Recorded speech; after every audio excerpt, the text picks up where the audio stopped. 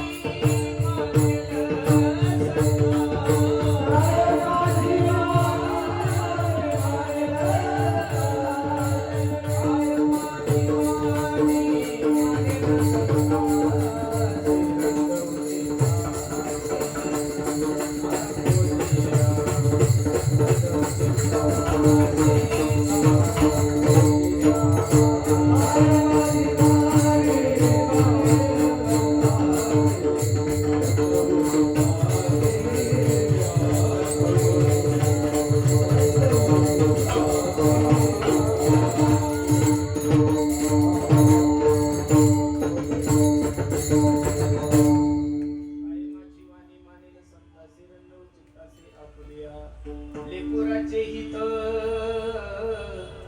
वाहे माऊलीचे चित्त ऐसे कळवळ्याचे जाती करीला भावे न कधी प्रस्तुत प्राप्त प्रसंगी प्राप्त वेळी चिंतन रूपी सेवेसाठी जो निवडलेला अभंग आहे हा जगद्गुरु जगन्मान्य देहूचे सुप्रसिद्ध साधू वैराग्याचे महानुभाव यांचा हा 4 चरणाचा अभंग असून या अभंगामध्ये माझे जगद्गुरु तुकोबरात आईचं आणि मुलाचं रूप करून साधू संतांची विनवणी करतात विठाल विठाल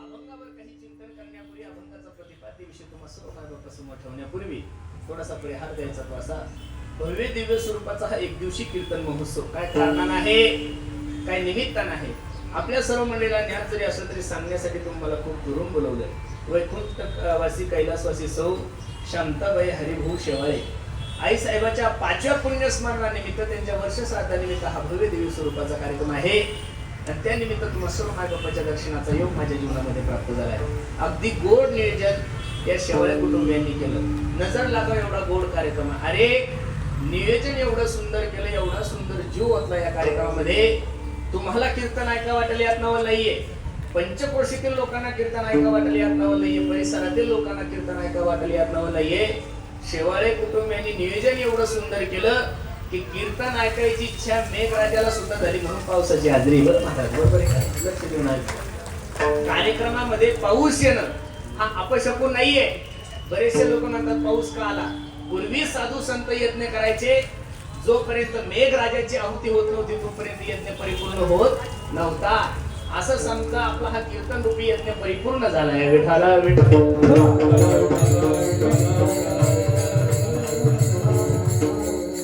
पावसा पाण्याची आम्हा वारकऱ्यांना पहिल्यापासून सवय महाराज बरोबर आहे का नाही पंढरपूरच्या वारीमध्ये आम्ही चालू पावसात भजन करतो चालू पावसात जेवण करतो मला आनंद वाटतो आपण सुद्धा काळजी करू नका बसून राहा किती जरी पाऊस आला तर आपण काही वाहून जाणार नाहीये मला तुम्हाला एवढंच सांगायचं लोक जर पावसामध्ये सभा करत असेल तर पावसामध्ये आपल्याला कीर्तन करणं काय वाव कसं आहे विठाला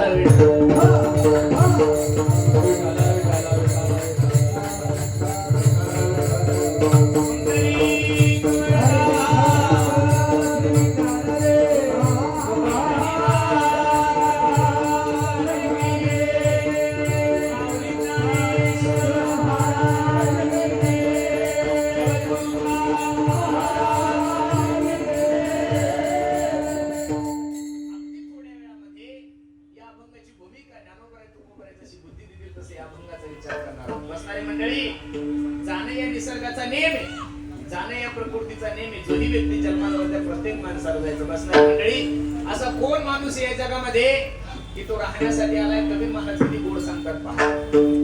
आया है सो जाएगा राजा रंग फकीर.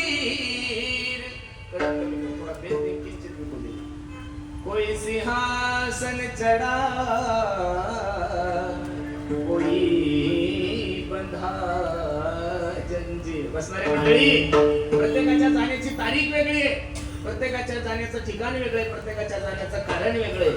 पण जोही व्यक्ती या विश्वामध्ये जन्माला त्या प्रत्येक माणसाला जायचंय. मला एवढीच विनंती करायची, तुम्ही ज्या गावामध्ये राहता त्याला काळेगाव म्हणत नाहीये, तुम्ही ज्या गावामध्ये राहता त्याला पुणे म्हणत नाही, महाराष्ट्र म्हणत नाही, भारत म्हणत नाहीये. तुम्ही ज्या ठिकाणी राहता त्या गावाचं नाव मृत्यूलोक आहे. महाराज काय आहे? मृत्यूलोक आहे. आणि या मृत्यू लोकाचा एक नेम आहे, तुकोबराय सांगतात. येथ नाही उरो आले अवतार, येथ नाही उरो आले अवतार, आले नाही उरो आले अवतार, आले नाही उरो.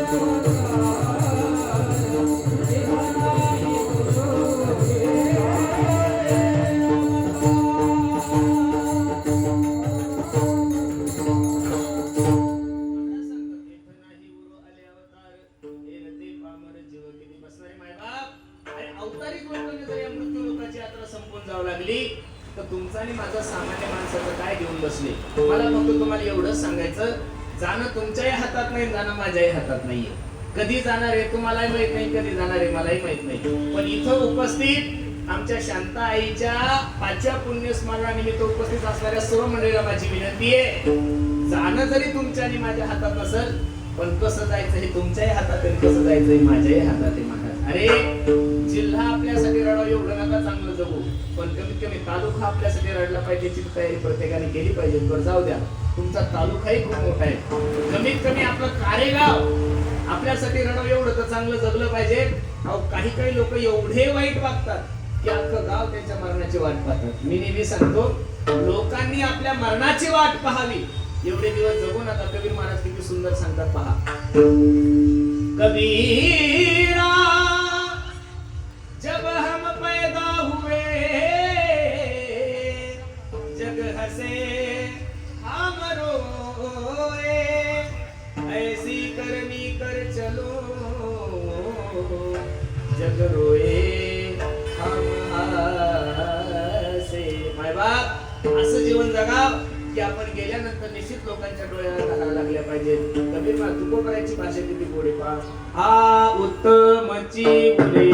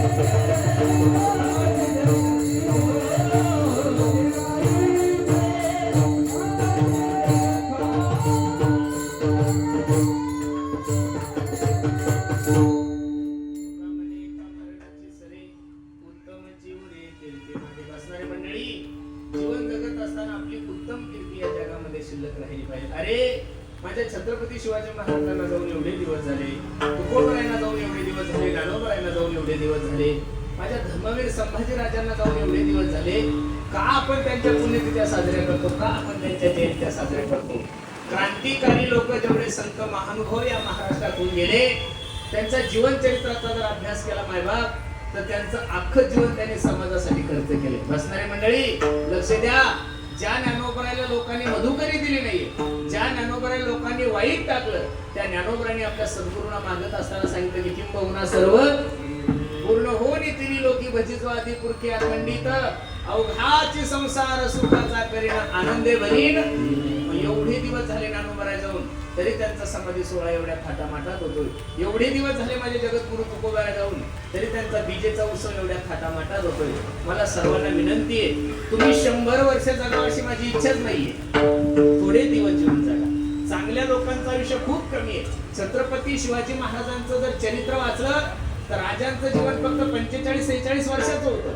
तुकोबरायचं जीवन पहा फक्त 42-43 वर्षाचं होतं. अगदी कमी जीवन जर जगले असेल तर माझे ज्ञानोबराय 22 वर्ष जगले. किती जगले? वयाच्या 22व्या वर्षी या विश्वाला शांतीचा संदेश देणारा महात्मा सुद्धा या वारकरी संप्रदायाचा आहे. म्हणून तुम्ही किती दिवस जीवन जगले याला महत्व नाहीये, जीवन जगले कसे याला खूप महत्व आहे. म्हणून सांगू तुम्हाला, या महाराष्ट्राची सगळ्यात मोठी एक खंत आहे. या महाराष्ट्राला लागलेला सगळ्यात मोठा एक कलंक तुम्हाला सांगतो. इथं माणूस किती चांगला होता, माणूस किती समाजसेवक होता, माणूस किती चांगला कीर्तनकार होता, माणूस किती चांगला उद्योगपती होता, माणूस किती चांगला समाजाची सेवा करत होता, हे महाराष्ट्राला कळण्यासाठी त्या माणसाला मरावं लागतं. मला सिंधुताई सपकाळ ही अनाथाची माय होती, हे या महाराष्ट्राला कळण्यासाठी त्या माय माऊलीला मरावं लागलो. मोबाईलच्या स्टेटसद्वारे कळालं की ही अनाथाची माय होती. अरे जिवंतपणे तिने किती अनाथ मुलींचा सांभाळ केला, जिवंतपणे तिने किती गोरगरीब मुलींचा विवाह लावला, हे तुम्हालाही त्याची माहिती नाही, मलाही माहिती नाहीये. म्हणून सर्वांना माझी विनंती गड्यानो, जीवन अगदी थोडं जगा, पण जीवन जगत असताना कसं जगा मला सांगतात. गेले दिगंबर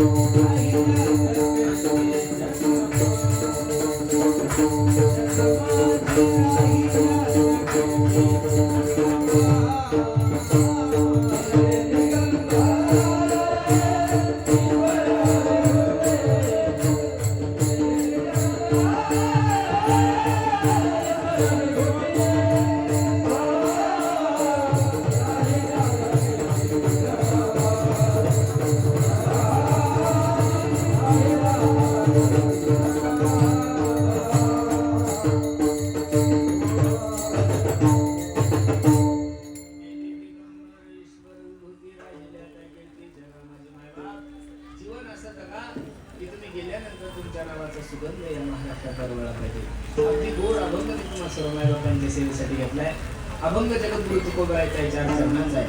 अभंगामध्ये म्हणजे जगद्गुरु तुकोबराय त्याचप्रमाणे आईच आणि मुलाचं रूप करून साधू संतांची विनवणी करतात. या समाजाचा जर विचार करू गेलो, या जगाचा जर विचार करू गेलो, तर या जगामध्ये प्रामुख्याने 4 प्रकारचे वर्ग आहेत. थोडं लक्ष द्या माझ्या कीर्तनाकडे. किती वर्ग आहे? 4. पहिला वर्ग आहे जळजळणारा, दुसरा वर्ग आहे हळहळणारा, तिसरा वर्ग आहे तळमळणारा आणि चौथा वर्ग आहे कळवळणारा. या 4 वर्गात मला कीर्तन संपवायचं. पहिला जो वर्ग आहे तो जळजळणारा. या जळजळणाऱ्या लोकांचा विचार करू नका. हे गांजरगाव महाभारतापासून कुठेही पुढेच आहे महाराज. दुसऱ्याचा आनंद, दुसऱ्याचं सुख, दुसऱ्याची गाडी, दुसऱ्याची सत्ता पाहिल्यानंतर ज्याला करमत नाही त्याला काय म्हणतात? जळजळणारा म्हणतात. काय म्हणतात? जळजळणारा म्हणतात. लक्ष देऊ नका. आज माणसाचा जर विचार करून गेलो तर माणसं स्वतःच्या दुःखानं दुःखी नाहीये.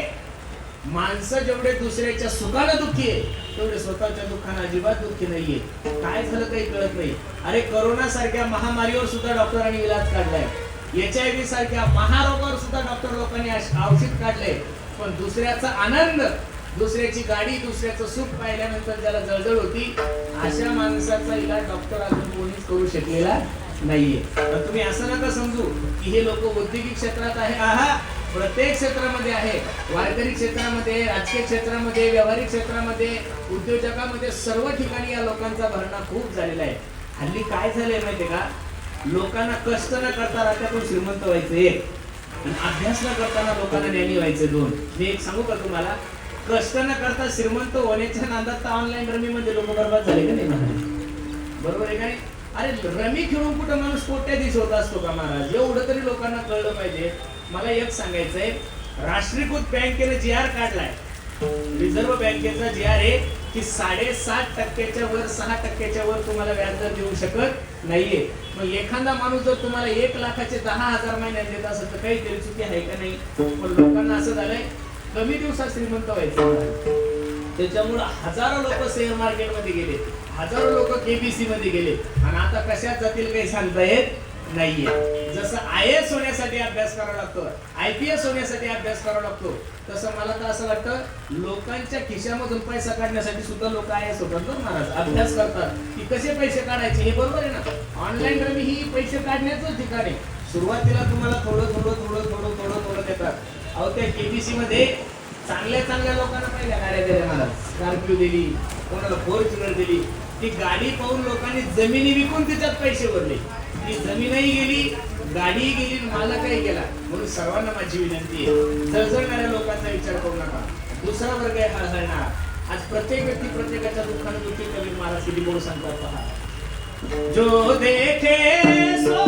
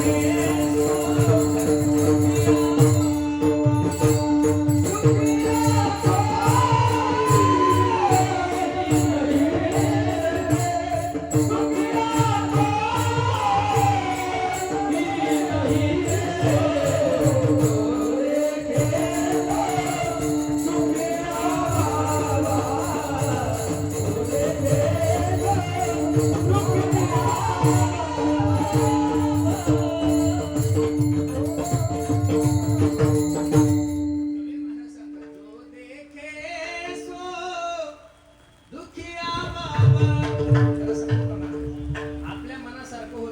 संसार म्हणतात. खरं सांगा, आता तुम्ही बसणारे जेवढे काही मंडळी आहे, आता कार्यक्रम म्हणावं तसं इथं शेतकरी वर्ग थोडा कमी झाला, कारण की MIDC आल्यामुळे बऱ्याचशा जमिनी तुमच्या गेलेल्या आहे, बरोबर आहे का नाही? ऐका, आता खरं सांगा, तुमच्या आणि माझ्या मनामध्ये आहे का पाऊस पडा म्हणून?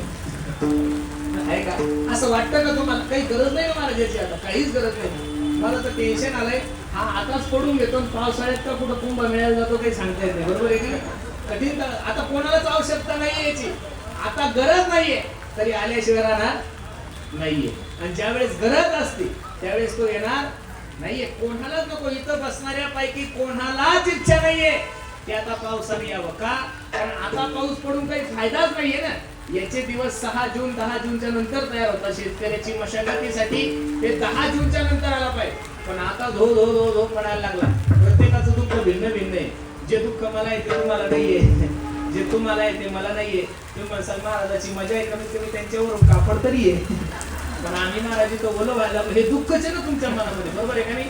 पण माझं काही सांगत नाही, कधी सुद्धा बॉम्ब माझ्यावर पडू शकतो, बरोबर आहे का नाही? आजूबाजूला सगळ्या ठिकाणी झाला, फक्त मीच एक सेफ आहे, पण माझ्यावरही पडू शकतो, काळजी करू नका. ऐका, प्रत्येक व्यक्तीचं दुःख भिन्न भिन्न आहे. कबीर महाराज सांगतात, कोई तन दुखी कोई मन दुखी, कोई धन बिना रहत उदास. काही लोक शरीरानं दुःखी आहे, काही लोक मनानं दुःखी आहे, काही लोक धनानं दुःखी आहे. या जगामध्ये असा माणूसच नाहीये की तो सुखी आहे. समर्थ रामदास स्वामी सांगतात, जगी सर्व सुखी असा कोणी आहे,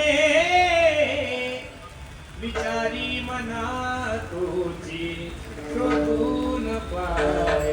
बसणारी मंडळी, कोणीतरी छातीला हात लावून सांगा की महाराज मी सुखी आहे. ठीक आहे, काही लोकांकडे पैसा भरपूर असेल, पण पैसा आहे म्हणजे सुख आहे असं नाहीये महाराज. काही काही लोकांकडे पैसा भरपूर आहे, पण शारीरिक सुख अजिबात नाहीये. आणि देव तर एवढा हुशार आहे महाराज माझा, 4 कारखान्याचा चेअरमन करतो. काही काही माणसाला घरचे 4 कारखाने असतात, पण चहा पाहिला तरी शुगर वाटते. देव म्हणे फक्त चेअरमन व्हायचं, साखर खायची, पैसा त्याला भरपूर, पण शारीरिक सुख अजिबात नाहीये. बऱ्याचशा वेळेस कीर्तनाच्या माध्यमातून बऱ्याचशा मोठ्या मोठ्या लोकांच्या घरी जाण्याचा प्रसंग येतो. आम्ही जर जेवायला बसलो तर आमच्या ताटामध्ये 40-50 पदार्थ असतात, आणि घर मालकाच्या ताटात 2च पदार्थ, मुगाची डाळ आणि ज्वारीची भाकर. आपण म्हणू साहेब खा ना, ते म्हणतात छे छे. आपण म्हणू साहेब घ्या ना, ते म्हणतात छे छे. आपण म्हणू साहेब काहीतरी घ्या ना, ते म्हणतात नाही हो महाराज, डॉक्टरनी फक्त गोळ्याच खायच्या सांगितल्या, सकाळी 2, दुपारी 2, संध्याकाळी 2. अरे पैसा आहे पण शारीरिक सुख नाहीये. काही लोकांच्या तब्येती एवढ्या चांगल्या आहे, अहो दगड खाल्ले तरी पचन होईल, पण सकाळी खाल्लं तर संध्याकाळचा मेळ नाहीये. देव एवढा हुशार आहे, देवानं प्रत्येक माणसाला कुठं कुठेतरी कमी ठेवलं. खेळतो येण्याची, नटतो येण्याची नटाला. दुसरं प्रमाण तुकोबरायचं किती गोडे पहा. चतुरा तो शिरोमणी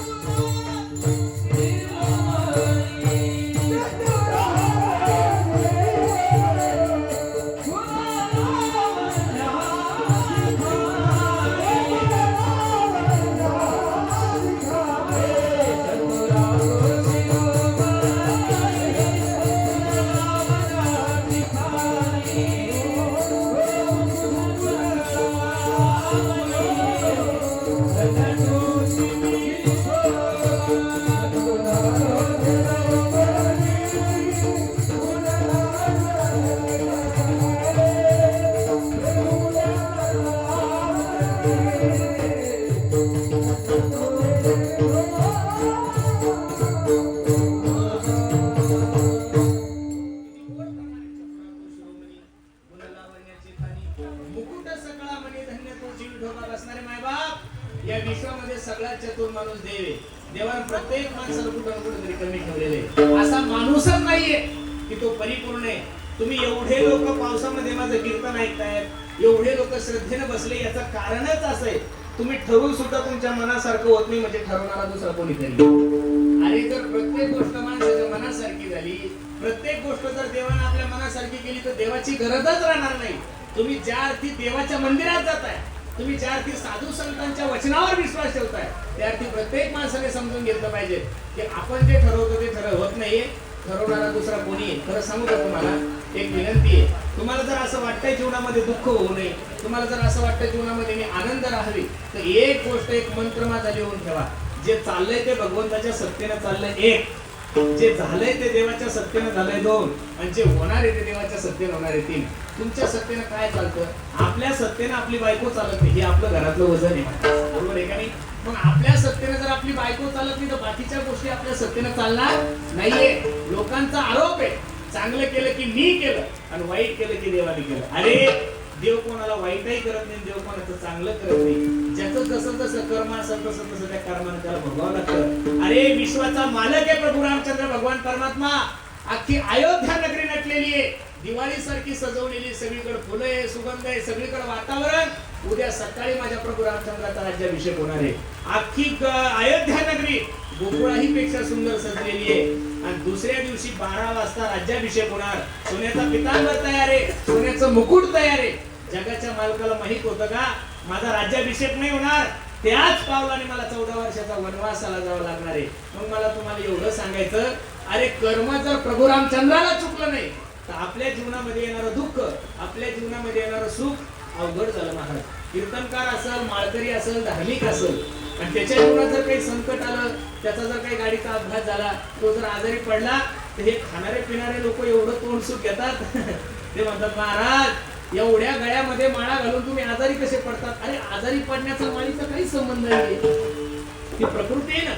2016 साली माझ्याकडे क्रीटा गाडी होती. ते रुही नावाचा एक प्राणी बघा, तो घोड्यासारखा मोठ्याच्या मोठा.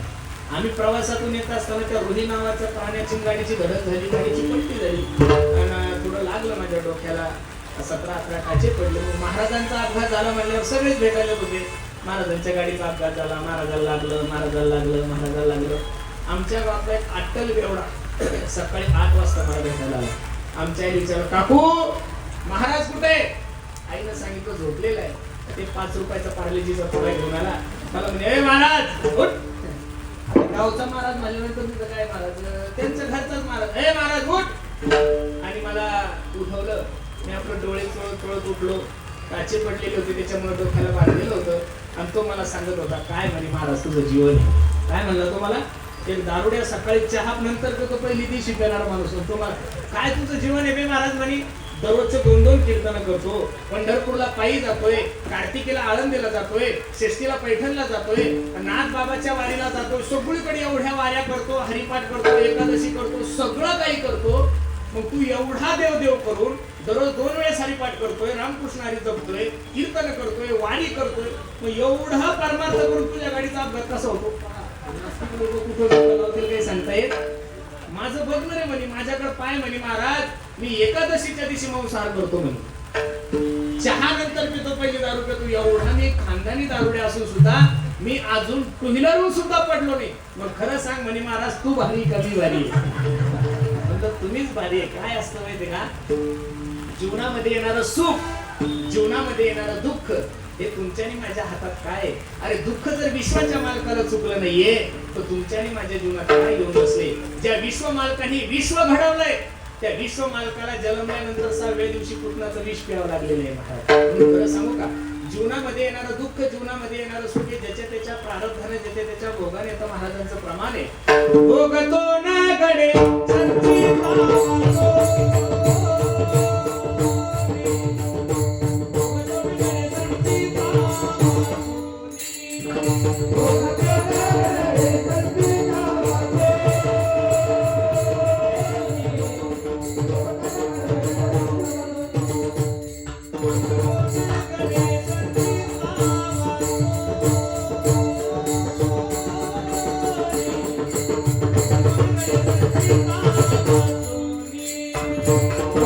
Oh,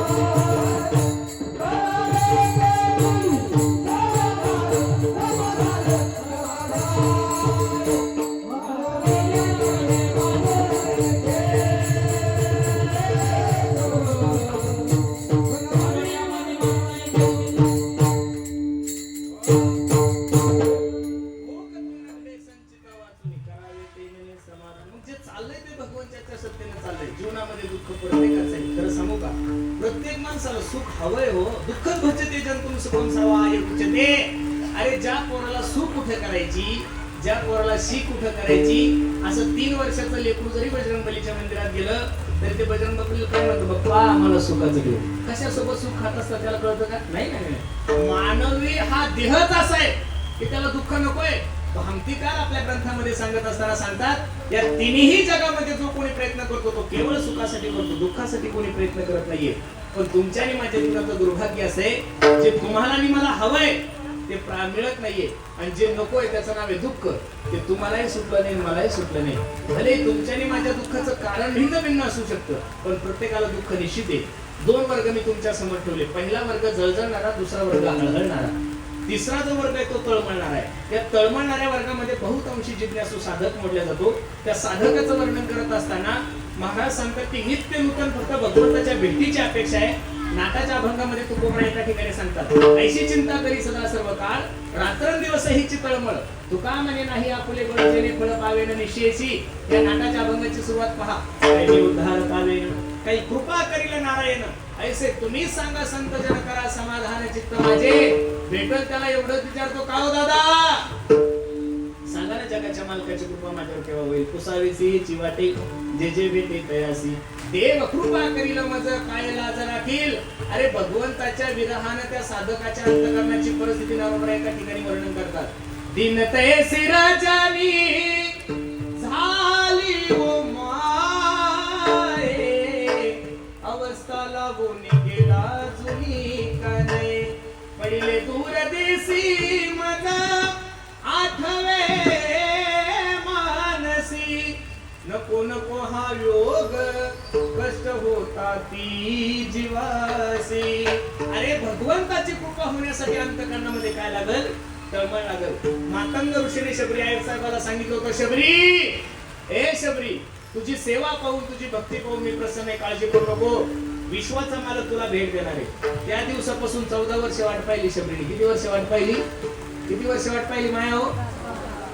14 वर्षानंतर जगाच्या मालकाने तिला भेट दिली. तुमची माझी धारणा अशी आहे, तुम्हाला असं वाटतं एक सोमवार केला म्हणजे महादेव आपल्या घरी सालानच राहायला पाहिजे. एवढं सोपं नाही हो महाराज. परमार्थामध्ये काहीतरी कालावधी घालावा लागेल का नाही? एवढ्या सहजासहजी जगात काहीच प्राप्त होत नाहीये. अरे थोडे दिवस घालावा लागेल. 25 वर्ष झाले महाराज मी कीर्तन करतो. किती वर्ष झाले? 25 वर्ष. त्याच्यामध्ये 10 वर्ष कीर्तन करायच्या मागे टाळ घेऊन टाळ वाजवलाय, बरोबर आहे का नाही? पकवाज वाजवलाय. आता कुठं 13 कोटी लोकसंख्येत थोडेफार लोक आपल्याला ओळखायला लागले. किती वर्ष गेले? 25 वर्ष. अरे कोणत्याही गोष्टीला वय लागेल का नाही? IAS व्हायचं असेल, IPS व्हायचं असेल, हे MPSC UPSC अभ्यास करणारे पोरं पहा, 12-12 तास 16-16 तास अभ्यास करतात. त्यांना मित्र नाही, मैत्रीण नाही, मोबाईल नाही, माय नाही, बाप नाही, फक्त अभ्यास करतात. अरे क्लास 1 ची पोस्ट घेण्यासाठी जर 16 तास अभ्यास करावा लागतो. इथं आमचे पोलीस बांधव उभे आहे, त्यांना विचारा पोलीस होण्यासाठी किती तकलीफ आहे. छातीत आला पाहिजे, उंचीत आला पाहिजे, रनिंग मध्ये आला पाहिजे, उंच उडीमध्ये आला पाहिजे, लांब उडीमध्ये आला पाहिजे, लेखीमध्ये आला पाहिजे, प्रॅक्टिकल मध्ये आला पाहिजे, आणि आजच्या घरीत अजून 10 लाख रुपये भरण्याची तयारी पाहिजे. 50,000ची नोकरी देते सरकार. किती हजाराची? 50,000च्या नोकरीसाठी जर 150 प्रतिबंध सरकारने घालून ठेवले तर देव काही तुमच्या माझ्या घरचा काही जवळ थोडा आहे महाराज. तुम्ही एक वारी केली देव तुम्हाला भेटत. काहीतरी कालावधी घालावा लागेल. भगवंतासाठी काहीतरी वेळ द्यावा लागेल ना. त्या तळमळणाऱ्या साधकाचं वर्णन करत असताना महाराज सांगतात, भेटीला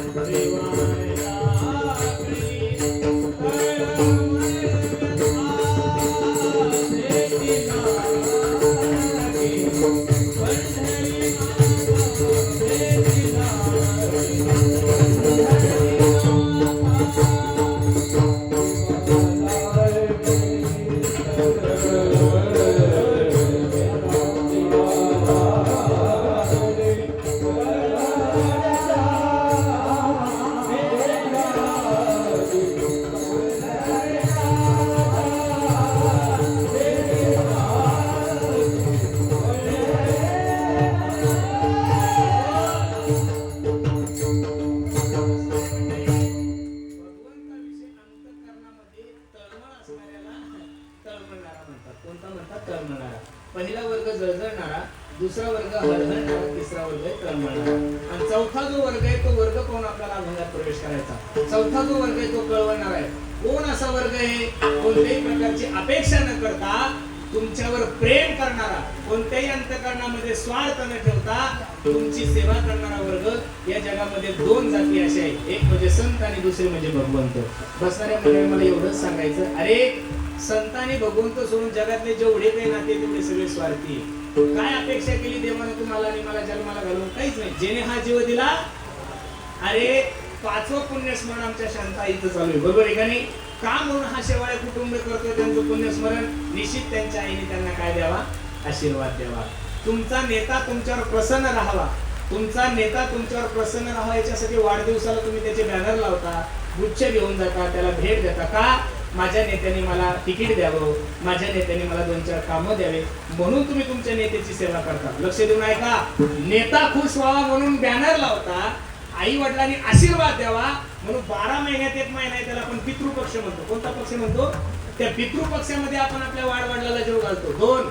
मग मला तुम्हाला एवढंच विचारायचं, देवानंही तुमच्यावरही कृपा करावी, देवानं माझ्यावरही कृपा करावी. याच्यासाठी तुम्ही देवासाठी काय केलं, मीही देवासाठी काय केलं हा प्रश्न आहे. कोणत्याही प्रकारची अपेक्षा न ठेवता तुमच्यावर प्रेम करणारी जात देवाची आहे. अरे नळपट्टी जर नाही भरली तर नळ बंद करतो हा तुमच्या ग्रामपंचायतचा GR आहे. लाईट बिल जर नाही भरलं तर MSCB वाले तुमचं मीटर कट करतात हा त्यांचा GR आहे, बरोबर आहे का नाही? बरोबर जून महिना लागला की पाऊस धो धो धो धो पडतो.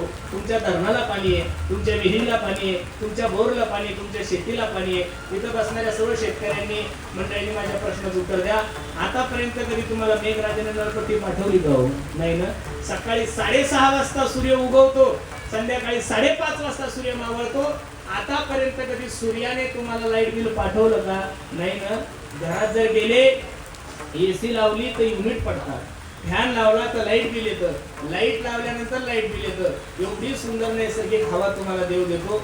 देवाने याच्या बदल्यात तुमच्याकडून काही घेतलेलं नाहीये. मग एक, देवाने उपकार केले, कोणत्याही प्रकारची अपेक्षा नाही ठेवली. एक. आणि दुसरं, साधू संतांनी तुमच्याने माझ्यावर जे उपकार केले तेवढे कोणीच केले नाही महाराज.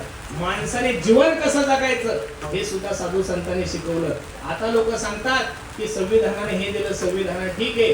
संविधानाचा आदर करणारा वारकरी संप्रदाय या जगामध्ये असा माणूसच नाहीये, त्यातल्या त्यात भारत देशामध्ये असा माणूस नाहीये की तो संविधानाचा आदर करत नाही. सर्वच मंडळी संविधानाला मानतात, पण बसणारी मंडळी संविधान जन्माला येण्याच्या अगोदर सुद्धा तुकोबरायचा गाथा या महाराष्ट्रात होता. ज्ञानोबरायची ज्ञानेश्वरी होती, त्यावेळेस कॉलेजेस नव्हते, त्यावेळेस युनिव्हर्सिटी नव्हती, त्यावेळेस विद्यापीठ नव्हते, तरी सुद्धा त्यावेळेस ज्ञानदान देण्याचं काम माझ्या जगद्गुरु तुकोबरायांनी केलंय, ज्ञानोबरायांनी केलंय. म्हणून या समाज घडवण्यामध्ये जेवढं योगदान वारकरी संप्रदायाचं तेवढं जगात कोणाचंच नाहीये. विठाला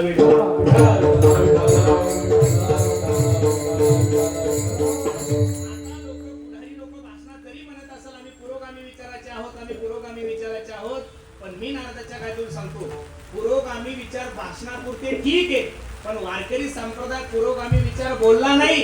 पुरोगामी विचार वारकरी संप्रदायाने जगून दाखवला महाराज. पंढरपूरला जर गेले तर चोकोबरायचं दर्शन घ्यावं लागतं, हे पुरोगामीच विचार आहे.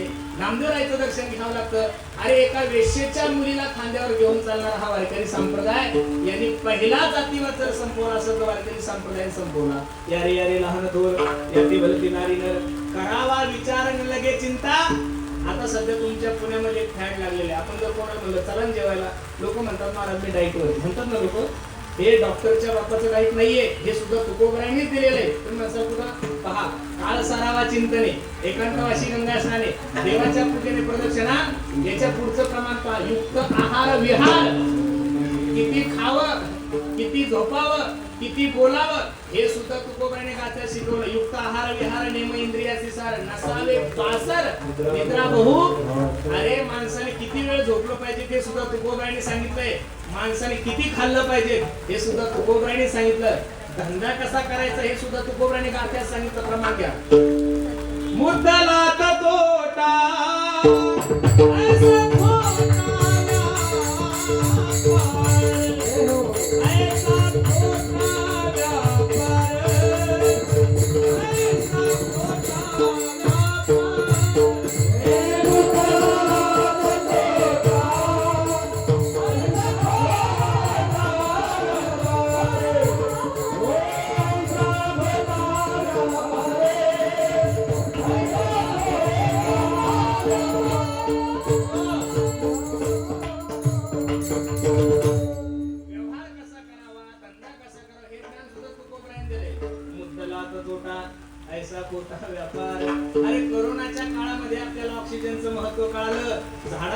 महत्व कळालं.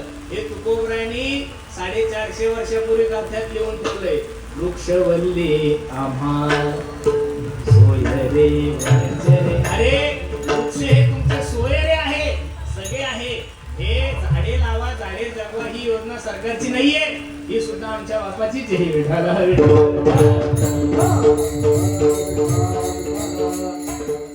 संतांनी तुमच्याने माझ्यावर उपकार केले. महाराजांचं प्रमाण घ्या. केले उपकार सांगू मी काय, बाप घरी ऐसे काय उपकार केले महाराज. साधू संतांनी नित्य नूतन तुम्हाला जागवण्याचा प्रयत्न केला. उठा जागे वारे आता, स्मरण करा पंढरीनाथा. भावे चरणी ठेवा माता चुकवे था जन्माच्या. ऐका दुसरं प्रमाण. जगजोगी जगजोगी जाग जाग बोलतो जगजोगी. तिसरं प्रमाण. आता जागा रे मायो. चौथं. मजनी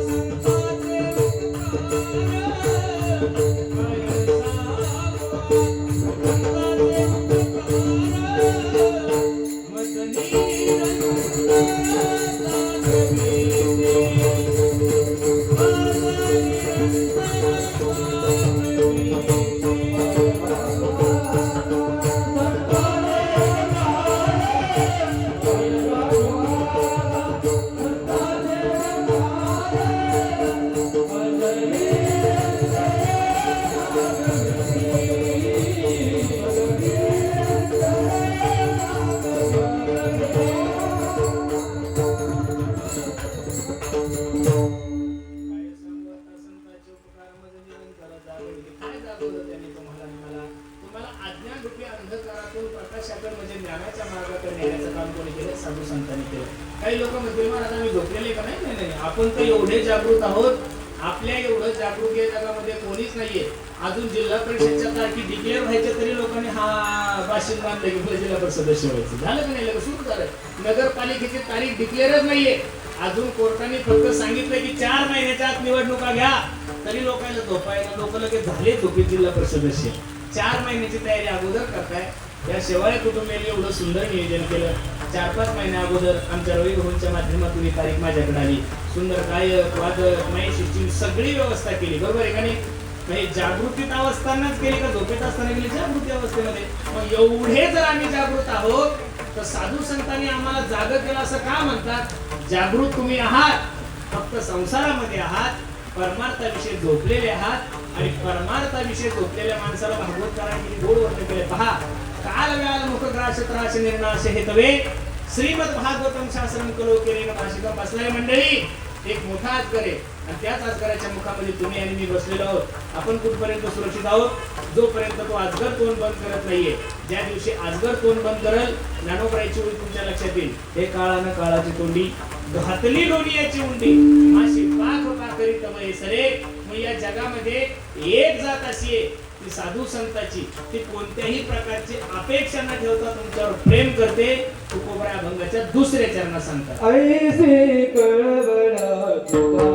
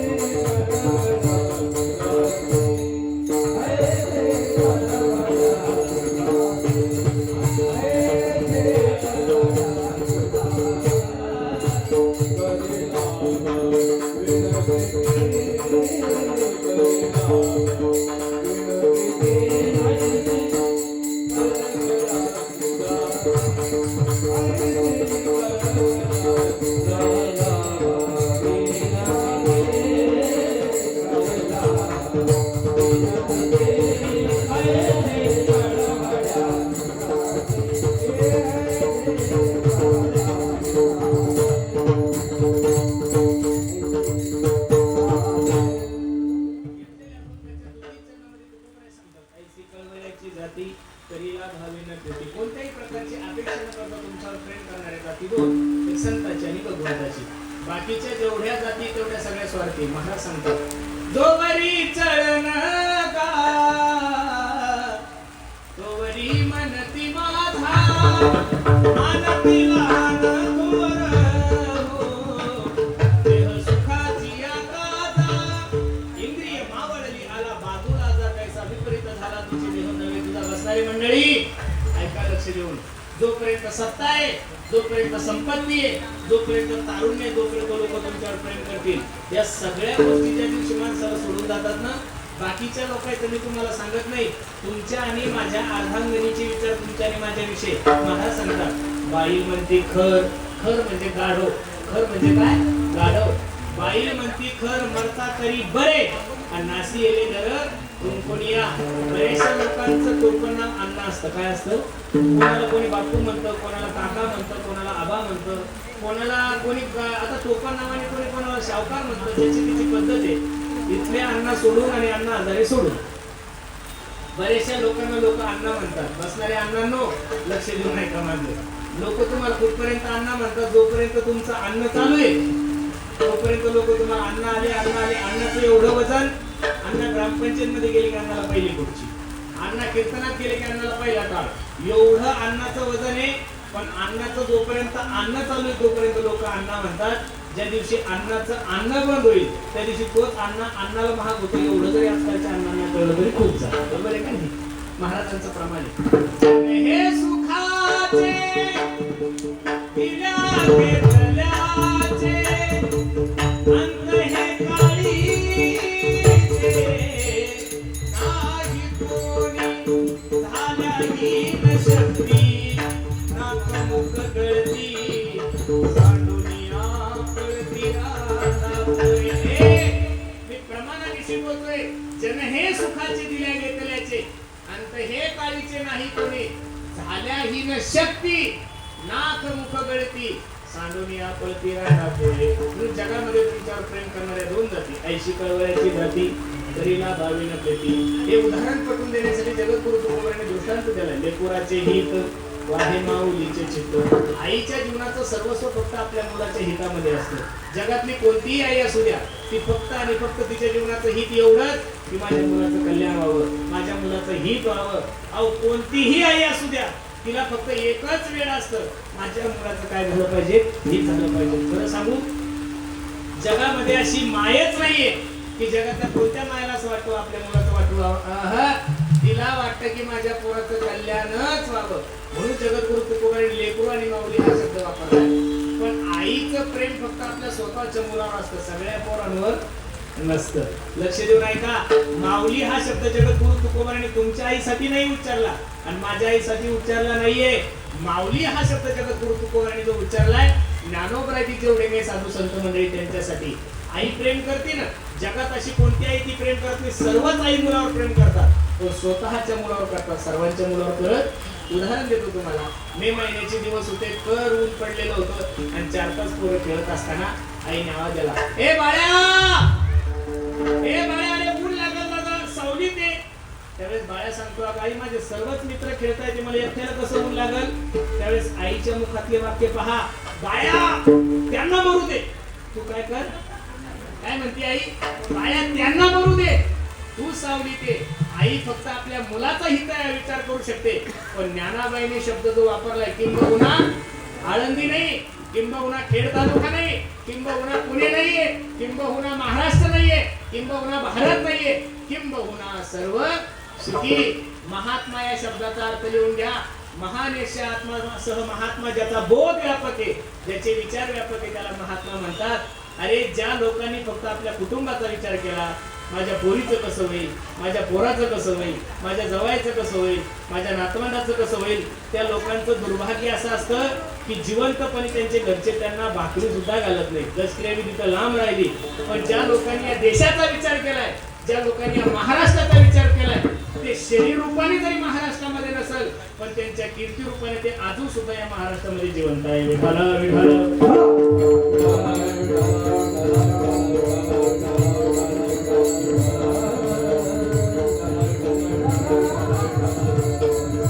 लेकुराची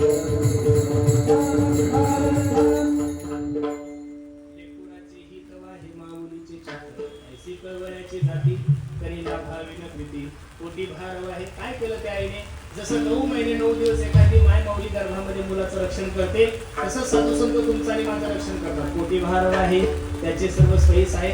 आणि अशा साधू संतांवर जगद्गुरु तुकोबाने ओझं टाकलं. तुका म्हणे माझे संतावरी बसणाऱ्या मंडळीला माझी विनंती आहे, जीवनामध्ये आपल्याला जर परिपूर्ण व्हायचं असेल, आपल्या जीवनाच्या जर अपेक्षा पूर्ण करून घ्यायच्या असेल, तर माणसाने माणसाकडून अपेक्षा नका करू. माणसाने एक तर आपलं दुःख न देवापाशी सांगितलं पाहिजे, नाही तर साधूपाशी सांगितलं पाहिजे. माणसाने माणसासोबत आपलं दुःख सांगणं म्हणजे उघड्या शेजारी नागवं गेलं रात बरी वाढलेलं अजिबात नाहीये. जगातले प्रत्येक जीव जर अपूर्ण आहे, तर अपूर्ण माणसं तुम्हाला पूर्णत्वाचं ज्ञान देऊ शकत नाहीये. यांच्या पुण्यतिथी निमित्त आपण सर्वच मंडळी उपस्थित आहोत. अशा कैलासवासी वैकुंठवासी आमच्या शांताबाई हरिभाऊ शेवाळे यांच्या 4ही मुलांनी खूप सुंदर नियोजन केलं. पाऊस नसता आला तिथं बसायला जागा नसती पूर्णीवर बसायला, तरी पण एवढा पाऊस हे खरे ऐकणारे म्हणतात बरं यांना, बरोबर आहे का नाही? हे या कुटुंबावर प्रेम करणारे, महाराजांवर प्रेम करणारे तुम्ही सर्व मंडळी. लोकांना असं वाटतं, राजकीय लोकांना असा गोड गैरसमज आहे की आमच्या सभा पावसात होतात. नाही नाही, त्यांनी आमच्याकडे येऊन पहा, आमचे कीर्तन सुद्धा पावसात होतात, बरोबर आहे का नाही? आमची पंढरपूरची वारी सुद्धा पावसात होती. तुम्ही काही लय दिवे लावले असं काही नाहीये, आम्ही सुद्धा तेच करतो. खरं आहे ना, बरोबर आहे का नाही? पावसात पावसातच वारी पंढरपूरची.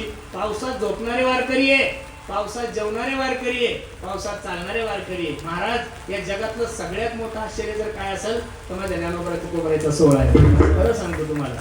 अरे एखादा जर मिनिस्टर एखाद्या कार्यक्रमाला आला, महाराष्ट्र राज्याचे सीएम जर एखाद्या कार्यक्रमाला आले, तर एका माणसाला सांभाळण्यासाठी कमीत कमी 2000 पोलीस असतात. किती असतात?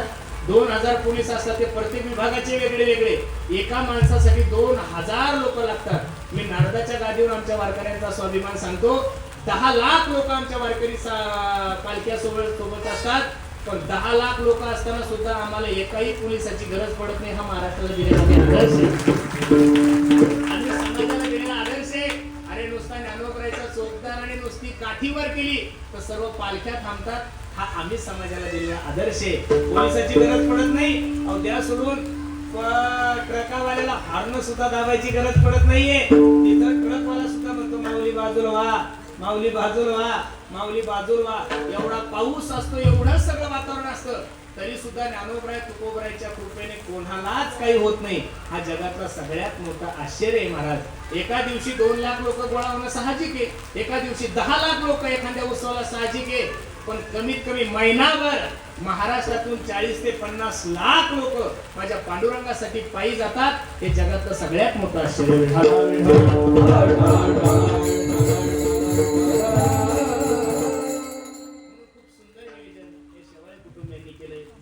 तुम्हाला एवढंच सांगायचं नाही. काही जमलं तरी चालेल, प्रत्येकाने आपल्या मायबापाची सेवा करा. आमच्या आई साहेब ज्या ठिकाणी असतील, वैकुंठात असतील, कैलासात असतील, त्या ठिकाणून हा कार्यक्रम ज्यावेळेस पाहत असेल तर मी नारदाच्या गादीवर सांगतो, तुम्हा 4 भावाला सुद्धा तुमची आई भरभरून आशीर्वाद देत असेल. ती विचार करत असेल एवढा पाऊस असताना सुद्धा दुसरा जर कोणी माणूस असता तर कार्यक्रम रद्द केला असता महाराज, बरोबर आहे का नाही? पण एवढा पाऊस असताना सुद्धा आमचे हरिभाऊ आहेत, आमचे दत्तात्रय भाऊ, नाथा भाऊ, संतोष भाऊ, हे सर्व हिरामन भाऊ, हे 4 जे भाऊ आहेत, त्या 4 भावाला माझी विनंती आहे, तुमची आई वैकुंठात असेल, कैलासामध्ये असेल, तिथून जर हा कार्यक्रम पाहत असेल तर निश्चित तुमच्या माईच्या सुद्धा डोळ्याला धारा लागले असेल. एवढं गोड नियोजन तुम्ही सर्व कुटुंबांनी केलं, भरभरून आशीर्वाद देत असेल. तुमच्या कुटुंबाचा इतिहास माझ्यापेक्षा सर्व गावकऱ्यांना माहिती आहे. शेवाळे कुटुंब जरी हे छोटं असेल पण देशाचे माजी पंतप्रधान 2 वेळेस या कुटुंबासाठी इथे येऊन गेलेले महाराज. एवढं मोठं यांचं राजकीय वैभव आहे.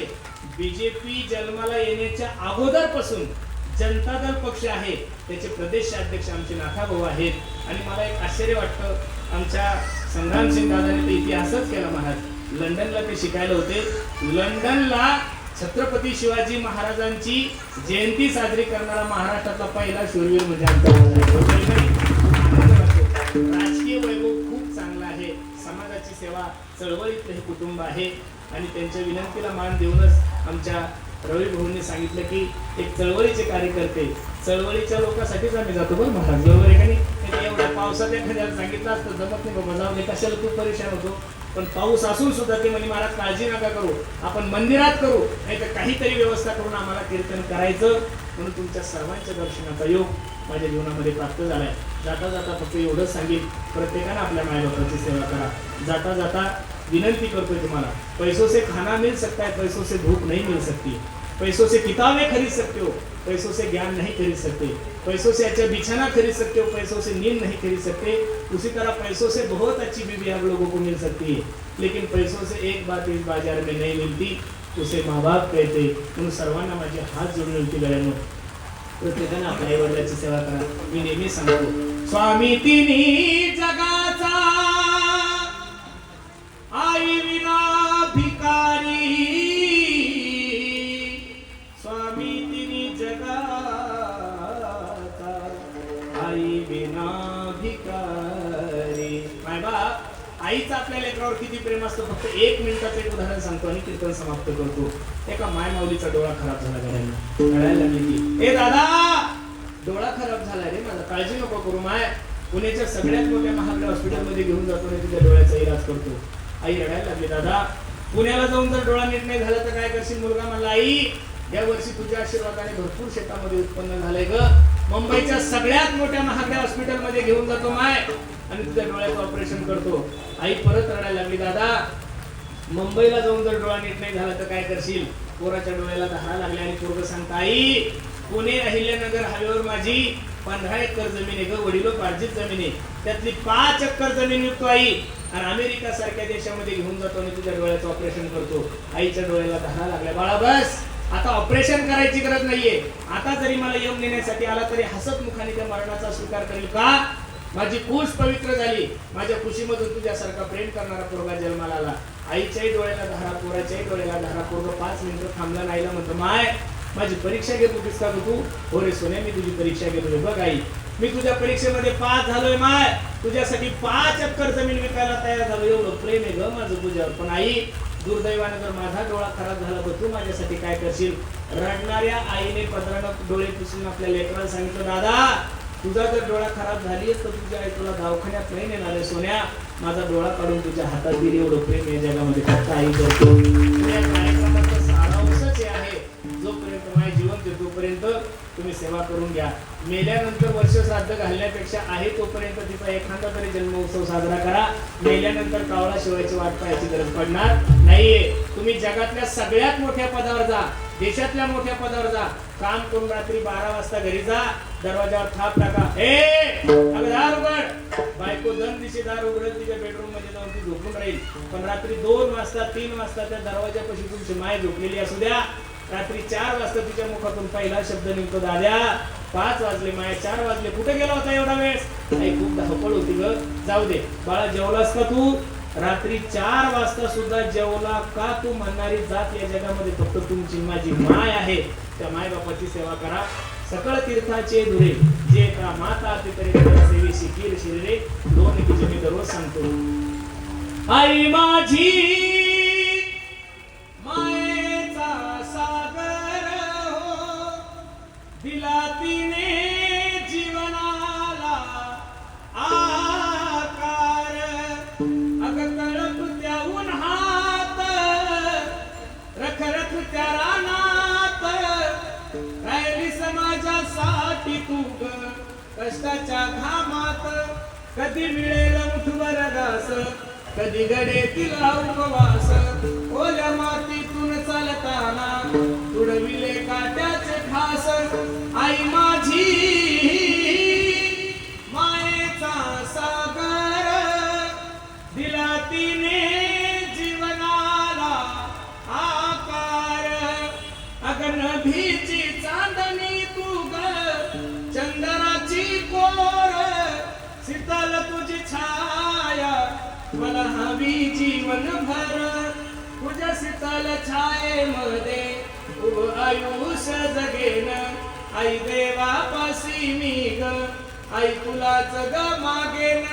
आई माझी हो, हो मायेचा सागर, दिला तिने जीवनाला आकार.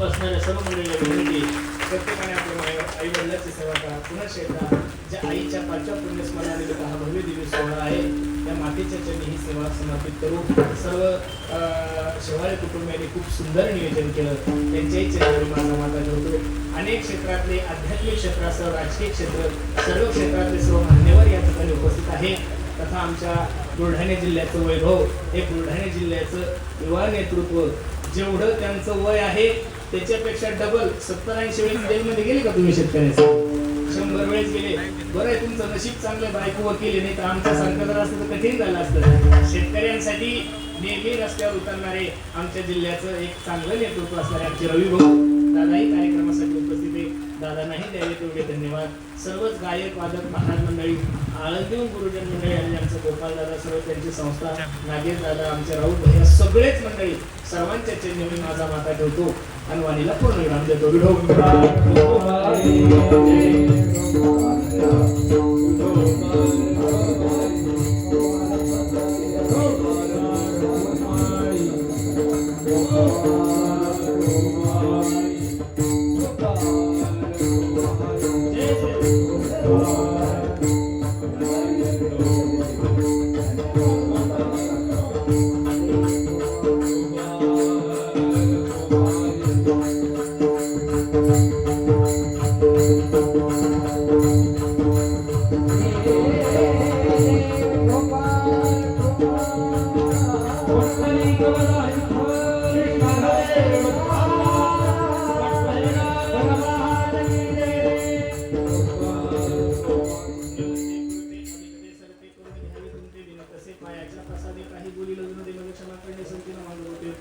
तुमच्या कृपेचे पोचणे जन्मोजन्मी तुकामणे पुनश्चेताचे बरोबर आहे ते माझ्या सद्गुरू जोग महाराज शिक्षण संस्थेच आहे चुकीचं असेल माझ्या बुद्धीचे दोष पुनश्चेता सर्वांच्या चरणी मी माझा माता ठेवतो कारेगाव हे आमच्यासाठी काही नवीन नाहीये का कारेगावमध्ये आमचे खंडूभाऊ तेही कार्यक्रमासाठी उपस्थित आहेत दादालाही द्यावे तेवढे धन्यवाद पुनश्चेता सर्वांच्या चरणी मी माझा माता ठेवतो आणि पूर्ण विराम देतो ज्ञानेश्वर